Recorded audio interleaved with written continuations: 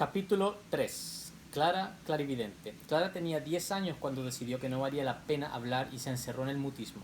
Su vida cambió notablemente. El médico de la familia, el gordo y afable doctor Cuevas, intentó curarle el silencio con píldoras de su invención, con vitaminas en jarabe y tocaciones de miel de bórax en la garganta, pero sin ningún resultado aparente. Se dio cuenta de que sus medicamentos eran ineficaces y que su presencia ponía a la niña en un estado de terror. Al verlo, Clara comenzaba a chillar y se refugiaba en un rincón más lejano, encogida como un animal acosado, de modo que abandonó sus curaciones y recomendó a Severo y Nivea que la llevaran donde un rumano de apellido Rostipov, que estaba causando sensación esa temporada. Rostipov se ganaba la vida haciendo trucos de ilusionista en los teatros de variedad y había realizado la increíble hazaña de tensar un alambre desde la punta de la catedral hasta la cúpula de la Hermandad Gallega, al otro lado de la plaza, para cruzar caminando por el aire con una pértiga como único sostén. A pesar de su lado frívolo, Rostipov estaba provocando una bataola en los círculos científicos porque en sus horas libres mejoraba la histeria con varillas magnéticas y trances hipnóticos. Nivea y Severo llevaron a Clara al consultorio que el rumano había improvisado en su hotel. Rostipov la examinó cuidadosamente y por último declaró que el caso no era de su incumbencia, puesto que la pequeña no hablaba porque no le daba la gana y no porque no pudiera. De todos modos, ante la insistencia de los padres, fabricó unas píldoras de azúcar pintadas de color violeta y las recetó advirtiendo que eran un remedio siberiano para curar sordomudos. Pero la sugestión no funcionó en este caso y el segundo frasco fue devorado por Barrabás en un descuido sin que ello provocara en la bestia ninguna reacción apreciable. Severo y Nivea intentaron hacerla hablar con métodos caseros, con amenazas y súplicas y hasta dejándola sin comer, a ver si el hambre la obligaba a abrir la boca para pedir cena, pero tampoco resultó. La nana tenía la idea de que un buen susto podía conseguir que la niña hablara, y se pasó 9 años inventando recursos desesperados para aterrorizar a Clara, con lo cual solo consiguió inmunizarla contra la sorpresa y el espanto. Al poco tiempo Clara no tenía miedo de nada, no la conmovían las apariciones de monstruos lívidos y desnutridos en su habitación ni los golpes de los vampiros y demonios en su ventana. La nana se disfrazaba de filibustero sin cabeza, de verdugo de la Torre de Londres, de perro lobo y de diablo cornudo, según la inspiración del momento y las ideas que sacaba de unos folletos terroríficos que compraba para ese fin y aunque no era capaz de leerlos, copiaba las ilustraciones. Adquirió la costumbre de deslizarse sigilosamente por los corredores para asaltar a la niña en la oscuridad, de aullar detrás de las puertas y esconder bichos vivos en la cama, pero nada de eso logró sacarle ni una palabra. A veces Clara perdía la paciencia, se tiraba al suelo, pataleaba y gritaba, pero sin articular ningún sonido de idioma conocido o bien anotaba en la pizarrita que siempre llevaba consigo los peores insultos para la pobre mujer, que se iba a la cocina a llorar la incomprensión. Lo hago por tu bien, Angelito, sollozaba la nana envuelta en una sábana ensangrentada y con la cara tiznada con corcho quemado. Nivea le prohibió que siguiera asustando a su hija. Se dio cuenta que el estado de turbación aumentaba sus poderes mentales y producían desórdenes entre los aparecidos que rondaban a la niña. Además, aquel desfile de personajes truculentos estaba destrozando al sistema nervioso de Barrabás, que nunca tuvo buen olfato y era incapaz de reconocer a la nana debajo de sus disfraces. El perro comenzó a orinarse sentado, dejando a su alrededor un inmenso charco y con frecuencia le crujían los dientes, pero la nana aprovechaba cualquier descuido de la madre para persistir en sus intentos de curar a la mudez con el mismo remedio con que se quitaba el hipo. Retiraron a Clara del colegio, las monjas donde se habían educado todas las hermanas del valle, y le pusieron profesores en la casa. Severo hizo traer de Inglaterra a una institutriz, Miss Agatha, alta, toda ella de color ámbar y con grandes manos de albañil, pero no resistió el cambio de clima, la comida picante y el vuelo autónomo del salero Verpool. La siguiente fue una suiza que no tuvo mejor suerte, y la francesa que llegó gracias a los contactos del embajador de ese país con la familia resultó ser tan rosada, redonda y dulce que quedó encinta a los pocos meses, y al hacer las averiguaciones del caso se supo que el padre era Luis, hermano mayor de Clara. Severo los casó sin preguntarles su opinión y contra todos los pronósticos de Nivea, y sus amigas fueron muy felices. En vista de estas experiencias, Nivea convenció a su marido de que aprender idiomas extranjeros no era importante para una criatura de habilidades telepáticas y que era mucho mejor insistir en las clases de piano y enseñarle a bordar. La pequeña Clara leía mucho, su interés por la lectura era indiscriminado y le daban lo mismo los libros mágicos de los baúles encantados de su tío Marcos que los documentales del Partido Liberal que su padre guardaba en su estudio.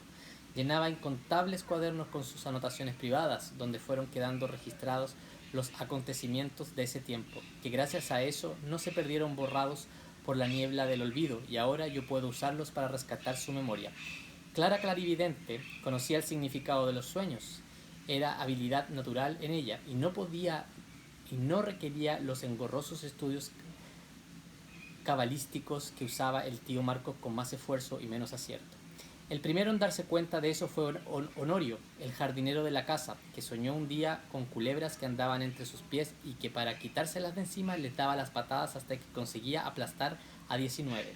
Se lo contó la niña mientras podaba las rosas solo para entretenerla, porque la quería mucho y le daba lástima que fuera muda. Clara sacó la pizarrita del bolsillo de su delantal y escribió la interpretación del sueño de Honorio. Tendrás mucho dinero, te durará poco, lo ganarás sin esfuerzo. Juega al 19. Honorio no sabía leer, pero Nivea le leyó el mensaje entre burlas y risas. El jardinero hizo lo que le decían y se ganó 80 pesos en una timba clandestina que había detrás de una bodega de carbón. Se lo gastó en un traje nuevo, una borrachera memorable con todos sus amigos y una muñeca de losa para Clara. A partir de entonces, la niña tuvo mucho trabajo descifrando sueños a escondidas de su madre, porque cuando se supo la historia de Honorio, iban a preguntarle qué quiere decir volar entre una torre de alas de cisne, ir en una barca a la deriva y que cante una sirena con voz de viuda, que nazcan dos gemelos pegados por la espalda, cada uno con una espada en la mano, y Clara notaba sin vacilar en la pizarrita que la torre de la muerte y que vuela por encima se salvará de morir en un accidente. El que naufraga y escucha a la sirena perderá su trabajo y pasará penurias, pero le ayudará una mujer con la que hará un negocio. Los gemelos son marido y mujer forzados en un mismo destino, hiriéndose mutuamente con golpes de espada. Los sueños no era lo único que Clara adivinaba, también veía el futuro y conocía la intención de la gente, virtudes que mantuvo a lo largo de su vida y acrecentó en el tiempo. Anunció la muerte de su padrino, don Salomón Valdés, que era corredor de la bolsa de comercio y que, creyendo haberlo perdido todo, se colgó de la lámpara de su elegante oficina. Allí lo encontraron, por insistencia de Clara, que al aspecto de un carnero mustio, tal como ella lo describió en la pizarra, predijo la hernia de su padre, todos los temblores de tierra y otras alteraciones de la naturaleza. La única vez que cayó nieve en la capital, matando de frío a los pobres en las poblaciones y a los rosales en los jardines de los ricos. La identidad del asesino de las colegialas, mucho antes que la policía descubriera el segundo cadáver, pero nadie le creyó, y Severo no quiso que su hija opinara sobre cosas de criminales que no tenían parentesco con la familia. Clara se dio cuenta, a la primera mirada de Getulio Armando, iba a estafar a su padre con el negocio de las ovejas australianas, porque se lo leyó en el color de Laura. Se lo escribió su padre, pero este no le hizo caso, y cuando vino a acordarse de las predicciones de su hija menor, había perdido la mitad de su fortuna, y su socio andaba por el Caribe, convertido en hombre rico, con un serrano de negras culonas y un barco propio para tomar el sol. La habilidad de Clara para mover objetos sin tocarlos no se pasó con la menstruación, como vaticinaba la nana, sino que se fue acentuando hasta tener tanta práctica que podía mover las teclas del piano con la tapa cerrada, aunque nunca pudo desplazar el instrumento por la sala, como era su deseo. En esas extravagancias ocupaba la mayor parte de su energía y su tiempo. Desarrolló la capacidad de adivinar un asombroso porcentaje de las cartas de la baraja e inventó juegos de irrealidad para divertir a sus hermanos.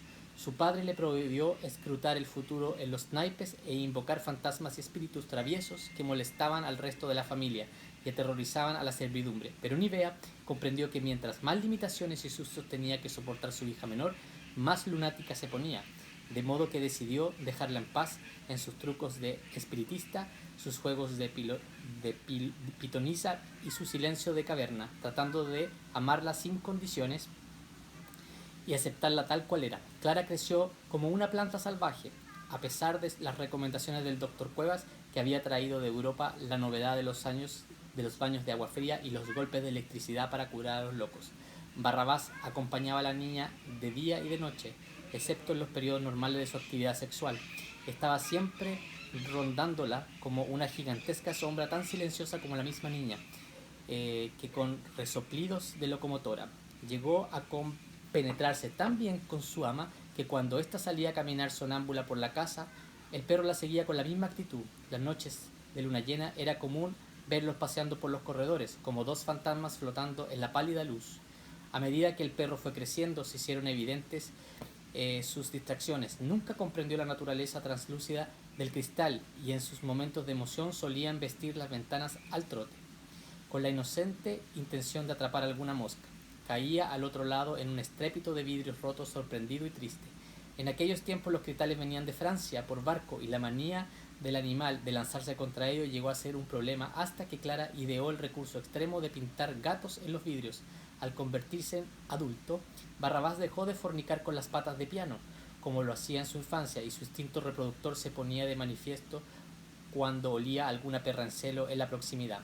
En esas ocasiones no había cadena ni puerta que pudiera retenerlo. Se lanzaba a la calle venciendo todos los obstáculos que se le ponían por delante y se perdía por 2 o 3 días. Volvía siempre con la pobre perra colgando atrás, suspendida en el aire, atravesada por su enorme masculinidad.